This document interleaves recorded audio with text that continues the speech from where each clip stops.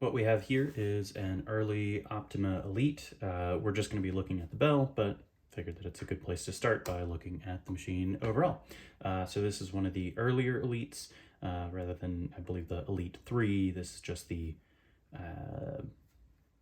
plain Elite. So this is, I believe, pre-serial number reset, so towards the end of the production. So this is a late model, but that's still using that early pre-war body style. So this is a pretty cool machine. Unfortunately, the silent spring on the back isn't working, so when we move this around, you can hear it kind of clicking around in there. So there's probably something that needs to disengage the dogs, but there we can hear that the bell is working as it's supposed to. There it is. So then we'll just take it around to the back and kind of show what settings are in there to get this to work this way. All right, so here we're looking at the back end of this Optima Elite. So here we are looking at the bell very specifically. Here we can see there's this one-way check here. So when the carriage comes back over here, it clears it, you can hear it click over it, and then when it goes back this way, it then hits the bell.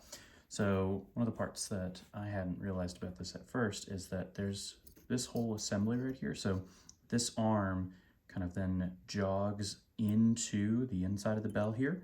And here you can actually see that little jogging portion right there. So if we manually trip this, you can see it activating in there. And there is a lead weight in there, a clapper at the end of this arm. But this whole assembly, so this whole clapper arm pivots around this joint right here, which is based on this assembly. So this is what actually attaches it to the carriage rails. When I had first gotten it, this right here had worked its way loose and had kind of set down. So what I ended up doing was I moved this until the margin. So I put the margin right over where I wanted the clapper to be, because it this silver portion right here, this needs to be below the kind of the margin section, because if this rises above it, it will actually block it from going further this way, or it'll catch the it needs to be able to go the other way, because if it's any higher than this, it won't be able to go the opposite direction. So you want it to catch the back end of this, and then it should be able to travel over it. So this silver portion is kind of the highest that it should be able to travel. So to adjust it, what I did was I fully loosened this. I moved the margin to the end of where I wanted it to be. I pushed this up until it roughly touched the margin right there.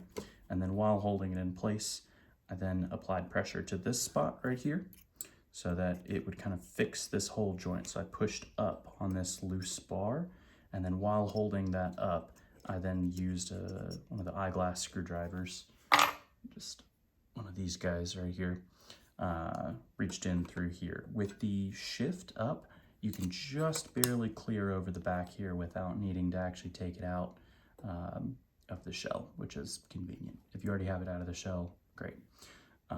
Then while applying pressure, so I kind of seated this in here, applied pressure with it pressing up into the margin stop there, I then tightened it into place and then tested it from there. All right, so here we have it from a slightly different angle. Here you can see there's this kind of one-way check here again. So as the margin kind of comes over it, it lets it go. You can hear it click, and then when it goes the other way, it releases it. So one thing that I found that was causing problems here was that if this surface right here was slipping off kind of on the side, it would actually slow it down, and it wouldn't actually kind of clip. It would just kind of come back down like that. And so it just wouldn't get enough acceleration to actually hit the side of the bell, and would just either give you a very muted bell or none at all. So again, you want to check that this bearing surface here is actually kind of slipping off this this interior hook right here. See how there's this kind of curved portion and then this straight portion?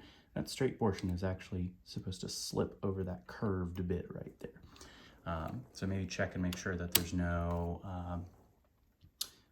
burrs or nicks or something that have formed at that point right there, because that could be a problem.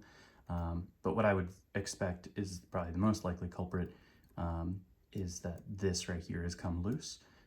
So again, this silvery portion is kind of the top of what can clear. So this needs to be underneath the margin stop right there. And then that hook needs to come over the top here so that it can let that one-way check go. And then it needs to come over this way and then let it slip off so that it hits the bell. Yeah, I hope that is helpful.